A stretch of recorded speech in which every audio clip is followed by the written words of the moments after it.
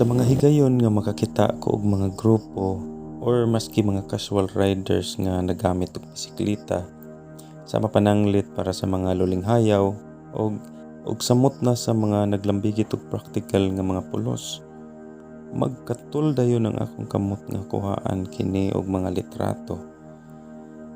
Ang inani nga mga eksena og labaw sa tanan ang temptasyon nga sundan og sukit-sukiton aron makahagpat og dugang nga hulagway.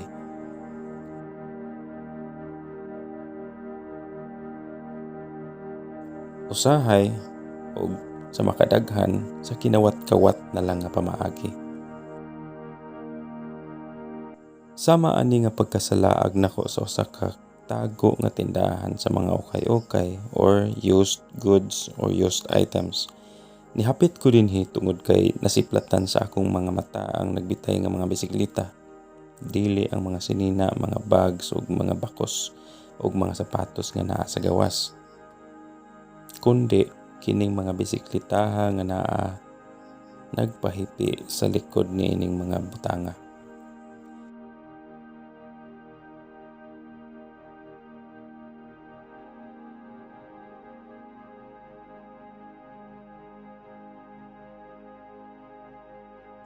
Apan gordyado o klaro nga dili kani baligya nga mga bisikletaha.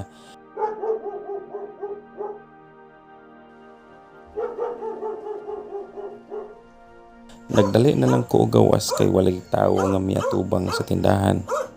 Pero ang mga iro nagsigig paghut sa ako ang batiis nga nagsigi og badlo nga nilapas na puno ko sa utlanon. Og ang akong bitiis mo ay ilang gipuntirya ng panahon. Sa pagpadayon sa biyahe, mas nasangit na hinuon ko dinhi sa unahan kaning motor shop, pero ang gibaligya sa atubangan mga bisikleta na.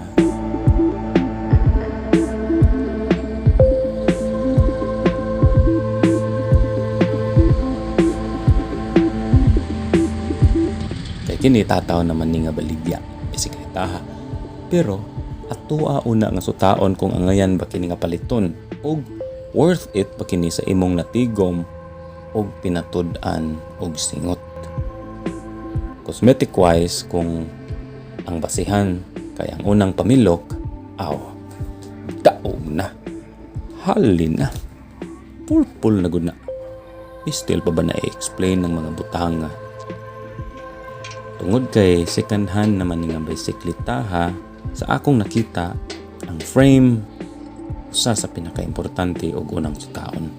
Ang frame set, ang tinidor ug ang main frame hangtod sa iyang drivetrain, pedal, ang ligid, ang wheel set, maoy kinahanglan nimo nga tukion.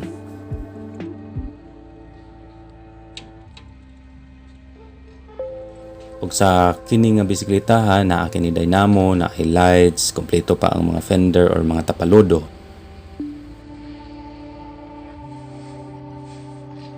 Ginama kini sa steel o puthaw nga material, bugat kumpara sa alloy or aluminum or samot na sa carbon. Apan sa steel makasiguro ka sa lungtaran niini hangtod pa sa mga pipila ka mga tuigan. Og kung proper maintenance o pag-amping lang sa bisikleta imong kanunayon,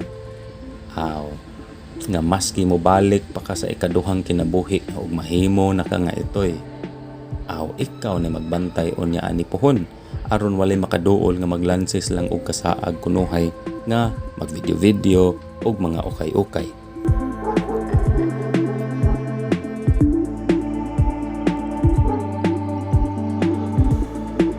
Step through ang design sa frame niini. Daghan ni og pangalan. Sa Japan, Mamachari, or sa Dutch, or sa Europe, Dutch bike, Nani bike, sa Asia, women's bike, city bike, ug daghan pa depende asa ka nga kultura o nasyonalidad na himutang og gigikanan. Sunod sa imong sutaon ang mga components, wheel set, brakes, akong mga nahisgotan na kaganina, functional ba or wala ba ni ungot ang crankset o bottom bracket, aron nga walay sabod ang bisikleta o ang imong hunahuna lunsay.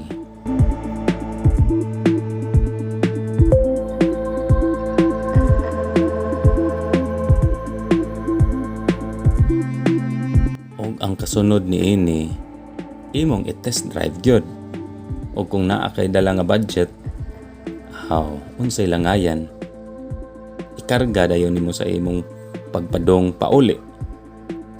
Pero sukwahi sa akong kahimtang aning higayon na kay naglansis lang.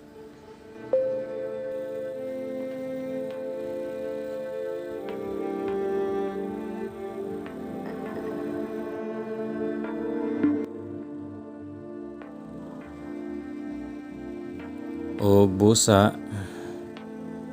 og didto padayon ko og sa unahan na ako'y nasugatan og nasahasalaaga na pod nga shop, usa ka mga ngayo og lahi ra ang iyaha nga pamaagi. Sunod ay nato nga video, ipakita nato ang kining usa ka local nga shop kung diin lahi nga pamaagi ang iyang ginabuhat.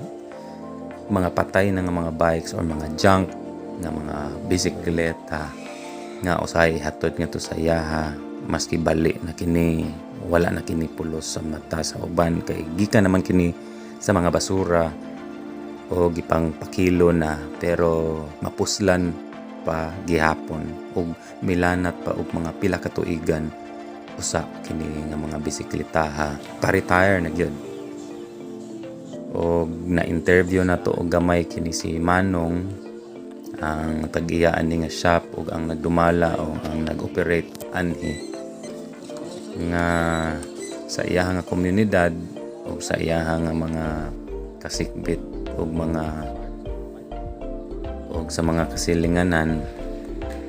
Usa ni siya sa mga unsung heroes sa kini nga mga local cycling na community.